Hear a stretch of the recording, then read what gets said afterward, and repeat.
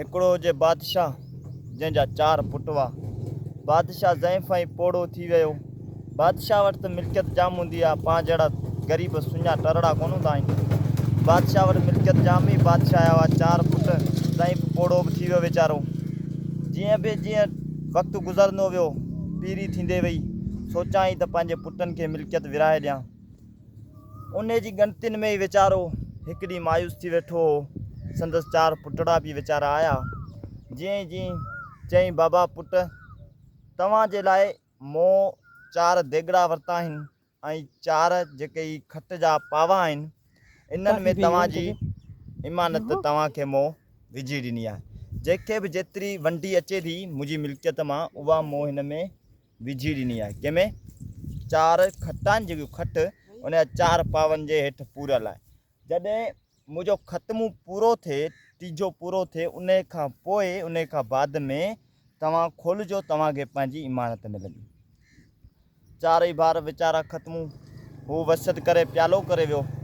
बादशाह वसियत करे प्यालो करे वियो। उन खां पोइ तीजो करे हिननि 4 भार मिलाए पाण में त ओॾी महिल विराए ॾियनि त पाॻो हिकिड़ो हुनजो, हिकिड़ो हिनजो, हिकिड़ो हुनजो पाओ।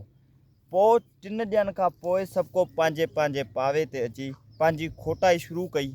ऐं खोटाई शुरू करण खां पोइ पंहिंजा देगड़ा खयनि त जीअं ई 4 देगड़ा पंहिंजा निकिता, हिकिड़े देगड़े में हिकिड़े वॾे भाउ जो सोन पियल हो ऐं ॿिए देगड़े में ॿिए भाउ जो सोन पियल हो। जेॾी महिल टियों देगड़ो टे भाउ खोलियो त उन में 2-3 कुझ हॾियूं पियूं हुयूं।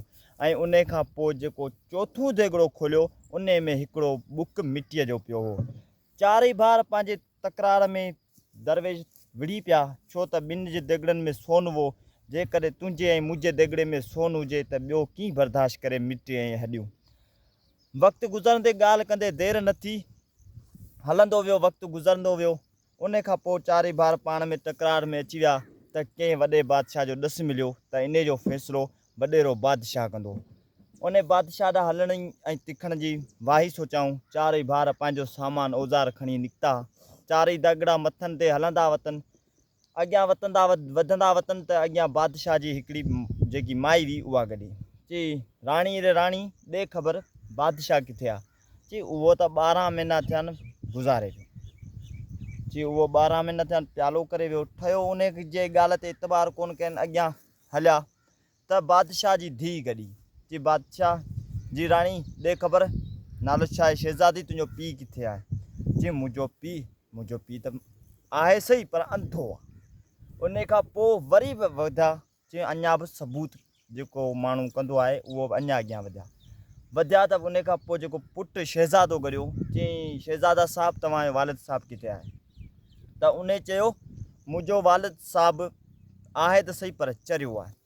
इन ॻाल्हि ते ही कोन बीठा, हलिया विया डायरेक्ट वॾेरे जी बादशाह जी उताक ते। बादशाह जी उताक ते वही, सलाम वालेकुम। वालेकुम अस्सलाम।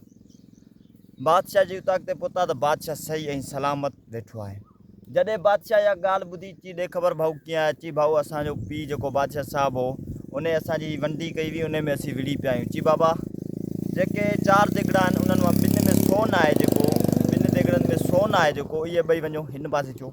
2 सोनारनि खे कई, जंहिंमें हॾियूं आहिनि।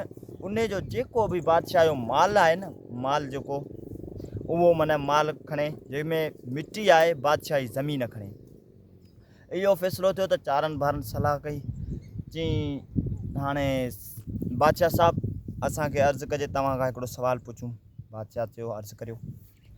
बादशाह खां सुवालु कयनि, बादशाह साहिबु, जॾहिं असां पहिरीं तव्हांजी राणी गॾी असांखे चई त बादशाह आहे, बादशाह मरी वियो आहे, इन जो मतिलबु छा आहे? चई, 12 महीना थियनि ऐं घर कोन वियो आहियां। उन करे उन राणी चयो त बादशाह मरी वियो आहे। पोइ चई, भला उन खां पोइ असांखे तुंहिंजी शहज़ादी गॾी, छोकिरी गॾी। उन पोइ चयो बादशाह आहे पर अंधो आहे। चई, उन सही चयो, उहो बालिग थी वई आहे छोकिरी, उन जी नज़रनि में आउं अंधो आहियां। चई, इहा ॻाल्हि आहे त पोइ तव्हांजे छोकिरे जेको शहज़ादो, उन छो चयो त बादशाह चरियो आहे ऐं पागल आहे?